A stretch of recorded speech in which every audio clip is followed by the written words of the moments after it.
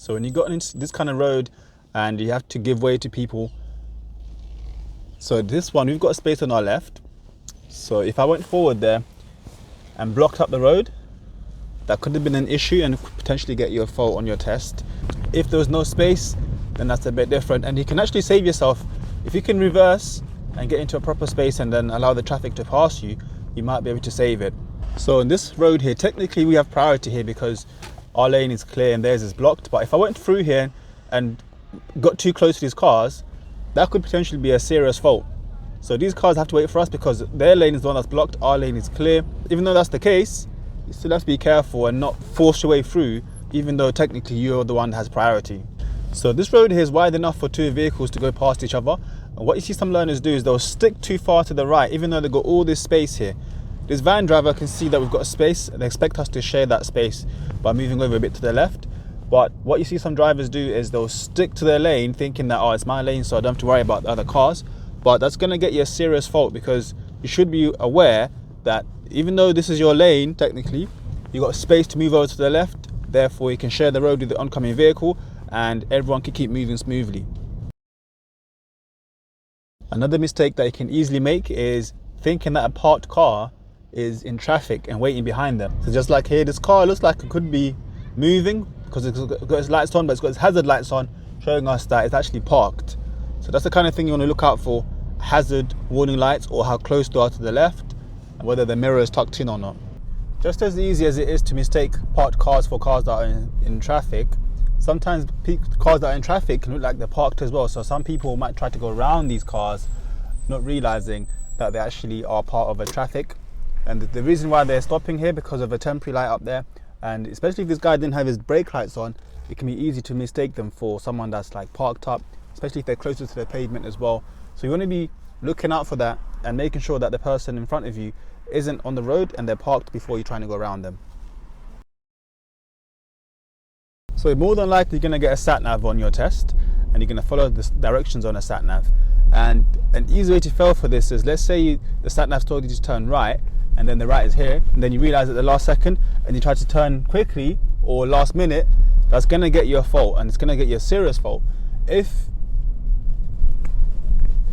you realize you're supposed to be turning that right and it's a bit late, instead of trying to turn last minute, just carry on and then the sat nav will redirect you. You're not going to fail or even get a fault for going past the turn that you're supposed to be turning in, but you will fail if you try to turn in there at the last second. You should treat the sat nav like a mirror when it comes to looking at it. So a quick glance and then look back on the road again.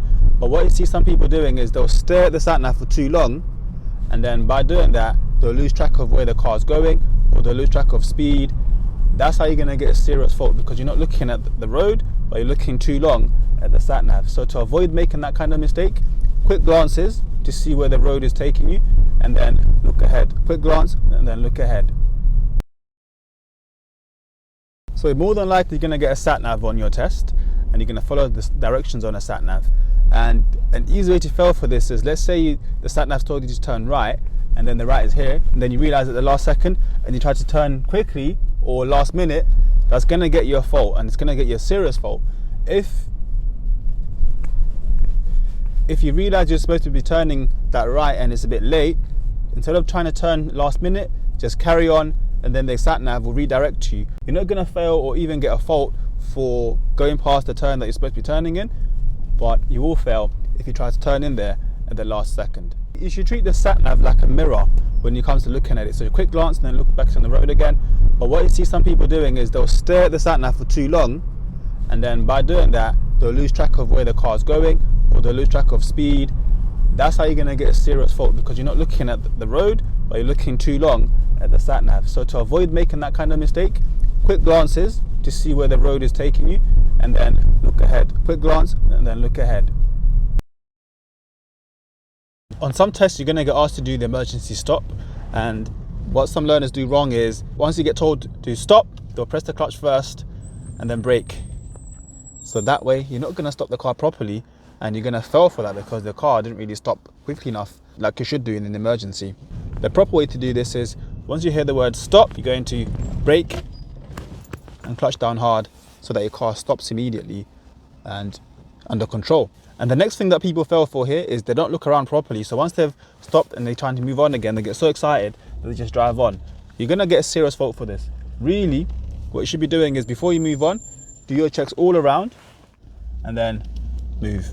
If there are people going past you, let them go past first. Then once you're safe, then you start moving forward. The emergency stop is supposed to be done with the foot brake. But what you see some learners do is they'll hear the word stop and then they'll lift the handbrake up. But that's not going to stop the car. This is only for securing the car once you've come to a full stop. And you've seen there, it didn't really stop the car well enough. If there was an emergency here, the car would still keep traveling because the brakes do a much better job of stopping the car. So even if you don't use the clutch first, sometimes people brake too softly for an emergency stop. So like here, once you hear the word stop, some people will still brake like this, like it's a normal stop. You don't want to do it like that. Remember, it's an emergency, so the idea is to stop the car as quickly as possible in a controlled way. So once you hear the word stop, you see, you want to stop the car immediately and safely. Then you secure the car. And once you hear the word drive on again when it's safe, so you get your car ready, do your checks all over. And once you know it's safe, you drive on again.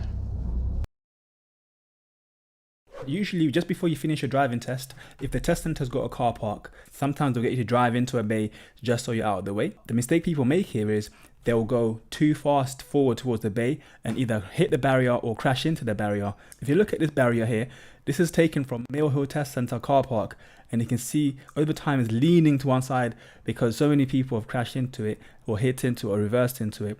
Going in there too fast will make you more likely to crash into it, or even if you're not going to crash into it, the examiner is going to press the brake because they're not going to risk you crashing into the barrier.